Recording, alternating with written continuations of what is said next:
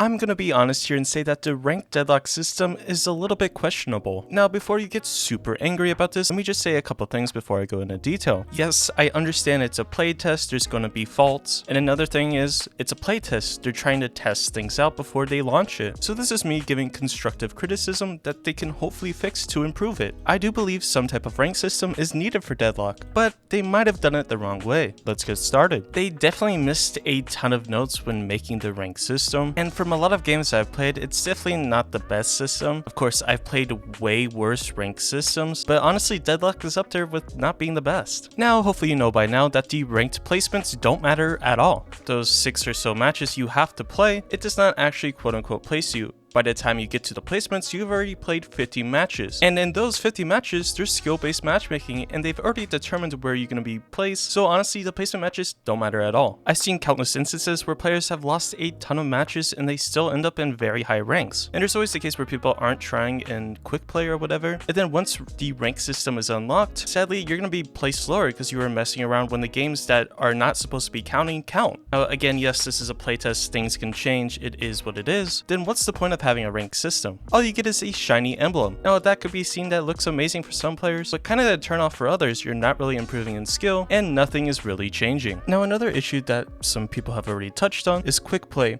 as in the normal playing non-ranked mode. These quick play matches actually determine your hidden MMR, and it will determine your rank when you start playing ranked. So you're telling me that the non-ranked mode determines your ranked? Now some people have told me, why have a ranked mode at all if this is what you get? And if you think about it, if your quick play matches determines your ranked outcome, you could stack with insanely skilled players and just boost your rank up for when you do the placements. And I think a lot of players can agree that you've played against or with some people that you don't think should be in that rank. You could have some people on your team communicating, doing a ton of things, then you might have the 2 teammates that don't really understand the game at all. They're just running down, not really and just continuously dying. If you actually start paying a lot more attention to your teammates in ranked, you could easily tell who's supposed to be there and not. It's the sad truth, but that's where the state of the game is. Now I think of a possible solution to this is, like in other games with the ranked game mode, just split up the MMR systems. You have your quick play modes with its own individual skill-based matchmaking or whatever. Then you have your ranked mode where ranks and stuff actually matter and move.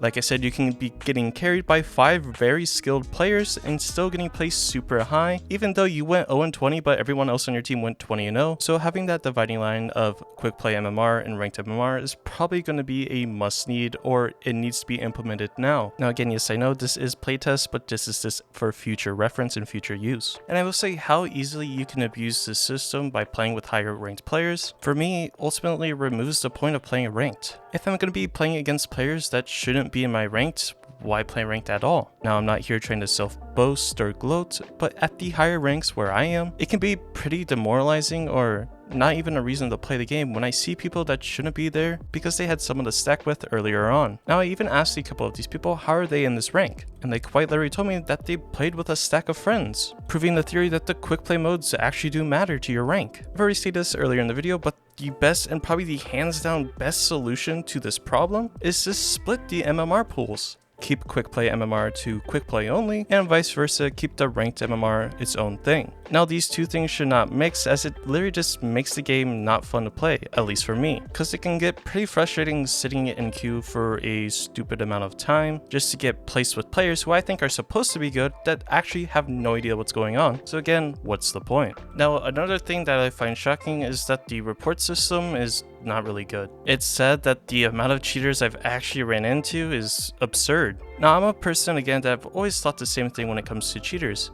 I don't understand the point in cheating. Video games at the core are meant to play for fun and receive some sort of fulfillment or some type of satisfaction from playing and winning the game. Once you add cheating and remove all the elements that add skill to the game, I generally don't understand how you have fun playing the game. Now I know I'm just kind of going off topic and yapping, but again, how do you have fun cheating? It's a playtest and you literally gain nothing. And the sad part is when I do report these cheaters or people abusing voice comms in the text, nothing really happens. I don't really see people getting banned and getting turned into a frog like they said they were. Now, if you know me and have followed my content since the finals, you understand how badly I hate cheaters. And I've always stated that if you're a cheater and you get banned, I believe you should both get IP and hardware banned. And if you somehow manage to find a workaround after those 2 bans, I honestly think you're crazy. Now another thing is that if a cheater is banned, your rank points don't come back to you. Kiss your ranked points goodbye, as they will not be refunded. So all that hard working is just simply gone. I think a simple solution to this is that if there's a cheater found in the game, simply refund it.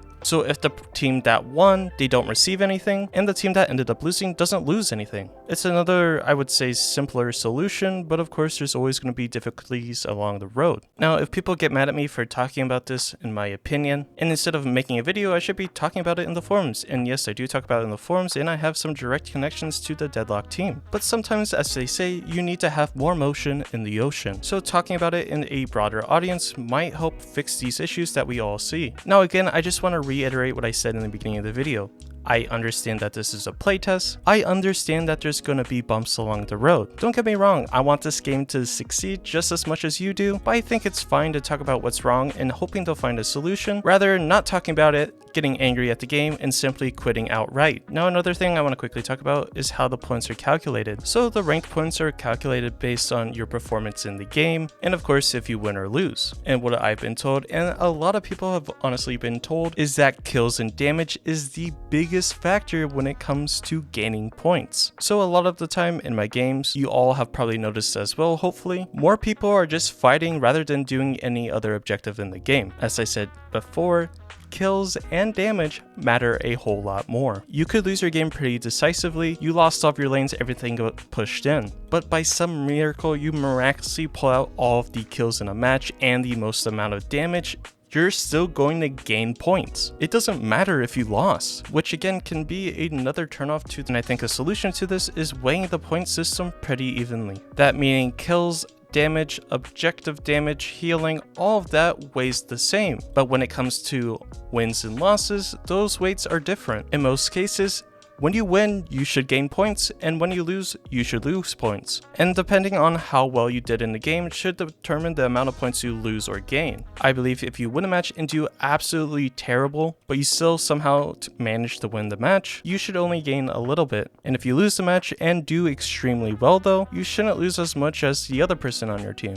But you might say, how is that fair to teammates if they're still trying, but they lose? Yes, it is a team game, but you have to think, it's a solo queue match, where your individual points and rank is dependent on yourself. Although teammates do matter when it comes to winning and losing, at the end of the day, it's a solo queue mode, your stats are your own. That's enough about me yapping and taking up your time. If you're new here or find yourself coming back on the regular and you aren't already subscribed yet, why not? It's completely free and you're coming back anyways. If you found this video useful or you like the content in general, make sure to hit that like button. Everybody has their own opinions and I would love to read them in the comments down below. I hope you have a great day and I'll catch you in the next one.